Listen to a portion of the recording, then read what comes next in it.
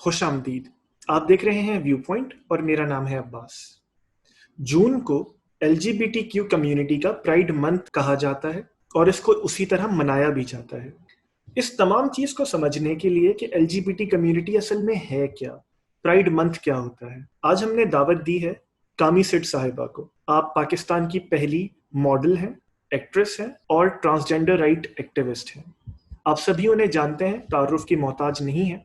और आज हमने ये भी कोशिश की है कि कन्वेंशनल सवाल ना किए जाए कि उनके मसाइल क्या हैं और सब। आज हम कुछ कॉन्क्रीट बात करेंगे, उन लोगों का पर्सपेक्टिव जैसा कि वो है समझने के लिए। तो चलिए कामी की तरफ चलते हैं। कामी, बहुत शुक्रिया हमें ज्वाइन करने के लिए। सबसे पहले तो बताइए, आप खैरियत से हैं? हाँ, मैं बिल्कुल ठीक हूँ। आप सुनाएं, आप ठीक हैं? बिल्कुल ठीक कामी, थैंक यू सो मच। हम डायरेक्टली सवालों की तरफ चलते हैं। कामी, सबसे ठीक पहले है। तो हमें ये समझाइए कि जून प्राइड मंथ कहा जाता है, इसको 1980 से इसी तरह सेलिब्रेट कर रहे हैं। आप जरा हमें एजुकेट करें कि प्राइड मंथ होता क्या है। सो देखें, प्राइड का तो मतलब ही प्राउड है, खुशी मनाना है। This is all about the way you are and who you are. People are celebrating their self, whoever they are. They are celebrating their gender identity and sexual orientation as well. It's all about how you perceive yourself, how you portray yourself, और it's really important. आप उम्र के किसी भी पहलू में आकर अपनी सेक्सुअल ओरिएंटेशन, और जेंडर और सेक्सुअलिटी दोनों बहुत फ्लूइड है। और अगर आज कोई लड़का कह रहा है कि वो एक स्ट्रेट यानी कि हेट्रोसेक्सुअल पर्सन है, तो जरूरी नहीं है कि वो 10 साल बाद यही बात कहे। क्या पता वो 10 साल बाद ये है कि वो होमोसेक्सुअल है, या उसका लड़कों में इंटरेस्ट है, या कोई लड़की ये कहे कि और कि अभी तो वो शायद उसका लड़कियों में इंटरेस्ट है, और 10 साल बाद उसका लड़कों में इंटरेस्ट भी हो जाए, तो उसे हम बाइसेक्सुअल कहेंगे। और मैं हमेशा कहती हूँ, और ये बहुत ज्यादा अखबारों में भी छप चुका है कि सेक्स जो है वो आपकी टांगों के दरमियान है और जेंडर आपके दिमाग में है। कमी, अपनी लाइल्मी का एतराफ़ करते हुए कि शायद मैं अपने अल्फाज सही तरह चुन ना सकूं सवाल करते हुए, तो जहां आपको लगे कि मेरे अल्फाज में कोई खराबी है या बेहतर हो सकते हैं, तो प्लीज मुझे करेक्ट कर दीजिएगा। ठीक है कमी, मुझे ये बताइएगा कि मजहब, चाहे वो कोई भी मजहब हो, वो आपकी जी जी। जिंदगी में या और पूरी कम्युनिटी की जिंदगी में, क्योंकि आप पूरी कम्युनिटी को देखती हैं, वो क्या हैसियत रखता है, क्या अहमियत रखता है? जहाँ तक आपने मजहब की बात की ना बात, तो मजहब सबका अपना अपना है। हम ये तो नहीं कहते ना कि लाइक अगर मैं एक मुस्लिम कंजर्वेटिव फैमिली से हूँ, तो मुझे तो नहीं माँ के कोख के अंदर पता था कि मैं इस तरह की फैमिली में पैदा हो रही हूँ। अगर हम मजहब की बात करें बहुत सारे मजहबों में बहुत एक्सट्रीम बातें की गई हैं, जो कि गलत है। मेरा कहना यही है कि वही मैंने जैसे शुरू में कहा कि मजहब सबका अपना अपना है, और हम जो है ना वो मजहब के ऊपर किसी के साथ कोई डिस्क्रिमिनेशन नहीं करते। ये तो मजहब ही इजाजत नहीं देता कि आप किसी बंदे को उसके रंग, नस्ल, जात पात, मजाहिब, उसके उठने बैठने चलने पर उसके साथ कोई डिस्क्रिमिनेशन करें। और फिर with in the transgender community हम तो वैसे ही इतनी ज्यादा ऑपरेशन और पत्नी किस किस का शिकार हमें कर दिया जाता है, और इतना सप्रेस किया गया है। तो मजहब तो बहुत एंड में आ जाता है हमारे दरमियान, मुझे ऐसा लगता है। हाँ, हम ये नहीं है कि हम मजहब से बहुत दूर होते हैं, नमाजें भी पढ़ते हैं, अल्हम्दुलिल्लाह रोजे भी रखते हैं, लोगों का ख्याल भी रखते हैं। और ये आपस में इखलाक और एक दूसरे का ख्याल रखना ही सबसे, मेरे बात है, मजहब में सबसे सारे मजहबों में सिखाया जाता है। मेरा सवाल करने का मकसद ये था कि अब मैं आपसे ये पूछ सकूं कि हम एक मुस्लिम मेजॉरिटी कंट्री में रहते हैं और बज़ाहिर बज़ाहिर इस्लाम का, अगर मैं इसको इस तरह पुट करूं कि दो जेंडर्स के अलावा वो किसी को रिकग्नाइज करता ही नहीं है, तो इस सिचुएशन में आप अपनी आइडेंटिटी को, अपने आप को मुसलमान कहते हुए भी या कोई भी और रिलीजन, अपनी आइडेंटिटी को किस तरह नेविगेट करते हैं? ये तजाद का बायस नहीं बनता आपके अपने अपने सोच के अंदर? मजहब जो है वो सेक्सुअल ओरिएंटेशन या जेंडर पे तो निर्भर नहीं है ना। मजहब तो और भी चीजें बताता है, ठीक है। और मैं बहुत अच्छी मिसाल दूंगी। मेरे दो हाथ है ना, और सीधे हाथ में मेरा मजहब है, मेरा फेथ है, और उल्टे हाथ में मेरी जेंडर और सेक्सुअल ओरिएंटेशन है। Why should I mix both of them? I don't want to, because मैं इसको मिक्स ही नहीं करना चाहती। मजहब का ताल्लुक मेरे और मेरे अल्लाह ताला से है, या भगवान से है, या जीसस से है। और ये जो जेंडर और सेक्सुअलिटी और ये सब कुछ है, तो हमने दुनिया में आके एक्सप्लोर किया ना, और मजहब को भी दुनिया में ही आके एक्सप्लोर किया। तो क्यों ना हम चीजों को अलग अलग रखें। ہم چیزوں کو کیوں اتنا مکس کرتے ہیں. میرا مذہب اور کا میرے جینڈر اور سیکسول اورینٹیشن سے کوئی تعلق نہیں. اس بابت آخری سوال، پھر ہم دوسرے ٹاپک پہ چلیں گے. میرا کچھ وقت پہلے آپ کے آفس آنا ہوا تھا اور آپ کے کافی کولیگ سے بات ہوئی تھی.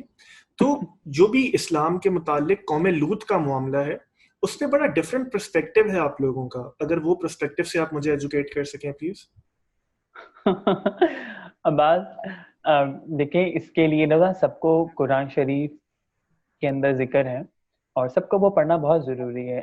تو دیکھیں، وہ جو قوم لوط کا وقت تھا نا، وہ ایک مختلف دور تھا، اور اس دور میں صرف ہومو سیکچولیٹی کے بارے میں بات نہیں تھی.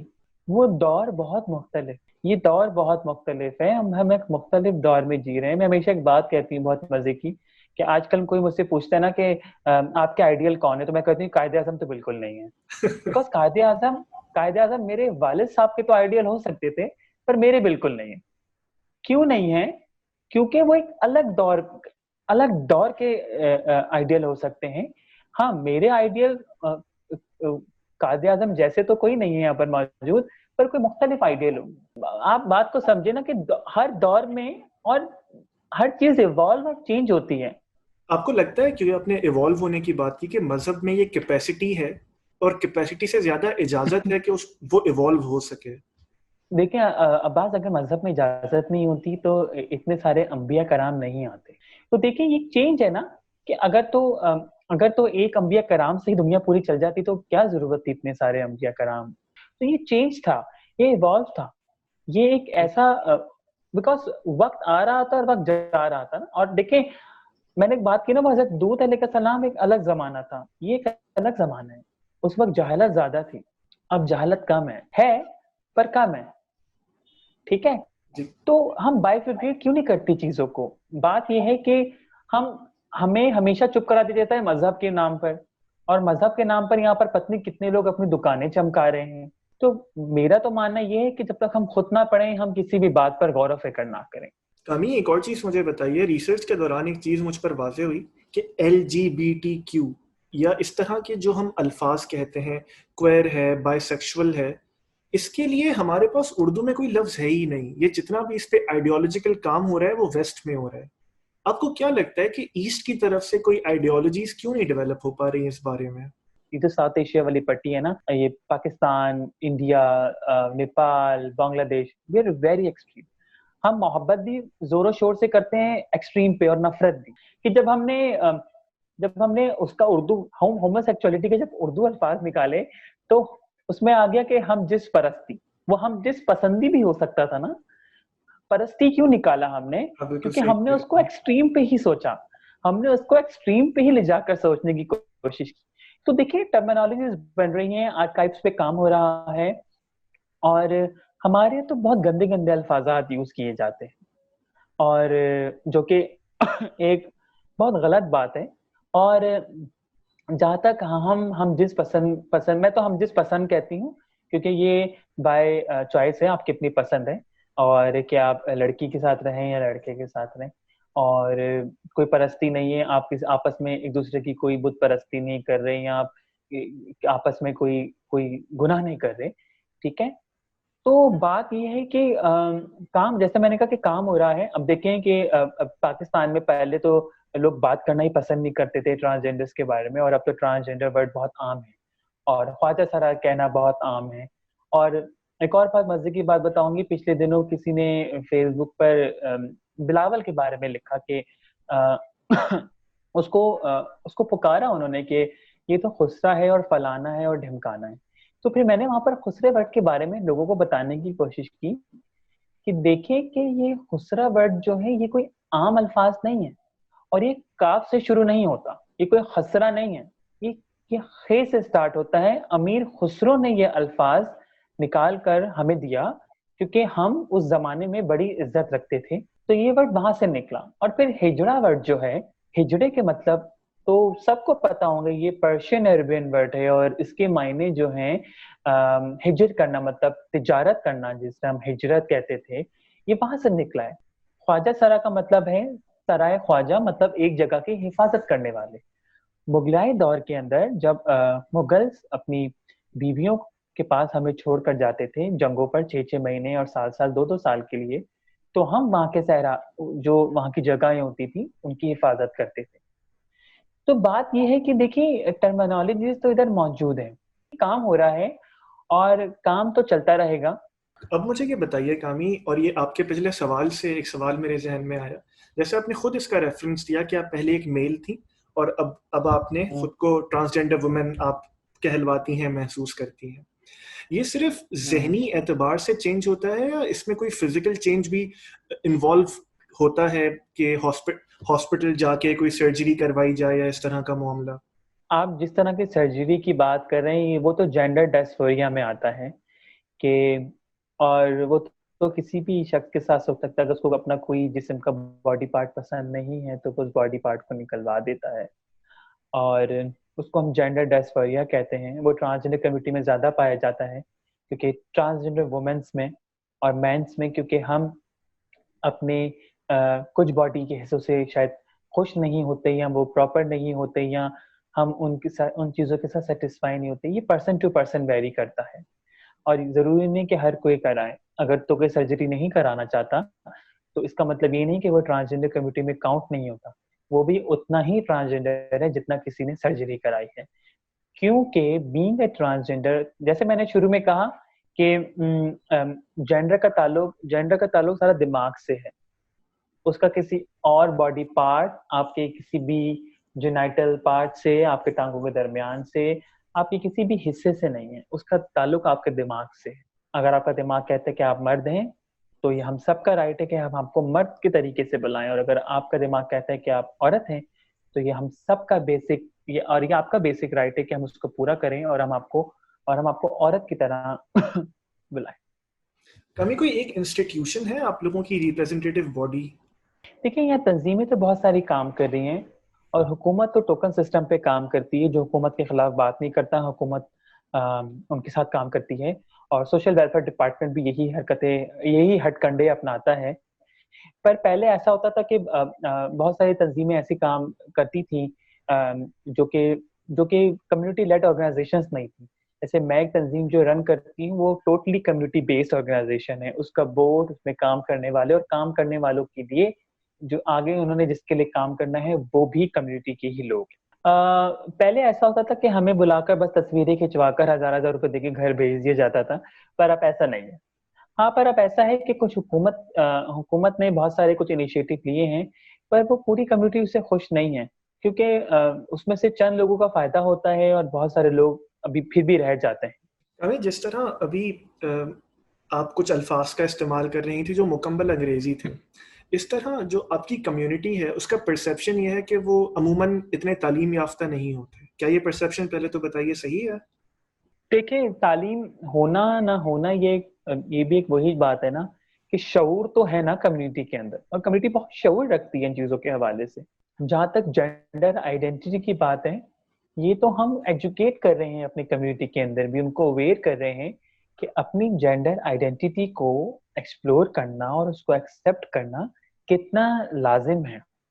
تو کمیونٹی میں پڑھے لکھے لوگ آ رہے ہیں، نئے آنے والی جو نسل ہے وہ پڑھنا چاہتی ہے، اور بہت سارے ایسے پرانے خواجہ سراز بھی ہیں، میں نے دیکھا ہے اور میں ان سے ملتی بھی ہوں کہ انہوں نے انٹر کیا ہوا ہے، بہت ساروں نے میٹرک کیا ہوا ہے، پر بیکاز گھر کی سپورٹ نہیں تھی اور بیکاز اس زمانے میں آپ کی جینڈر کو لے کر آپ کو اچھی جابس نہیں ملتی تھی تو شاید وہ جابس نہیں کر پائے اور اسی طریقے سے وہ آگے بڑھ نہیں پائے.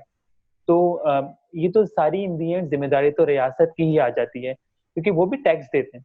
اگر وہ بھی موبائل کا کارڈ خریدتے ہیں تو وہ بھی تو ٹیکس دیتے ہی نا اس میں. اب مسئلہ یہ ہے کہ ریاست تو اپنا کام نہیں کر رہی، تو آپ جیسے لوگ جو ایکٹیوسٹ ہیں، آپ لوگ کیا کر رہے ہیں ایگزیکٹلی کہ آپ کمیونٹی کو ایز اے ہول تعلیم یافتہ بنا سکیں تاکہ وہ پھر مین اسٹریم میں داخل ہو جائیں؟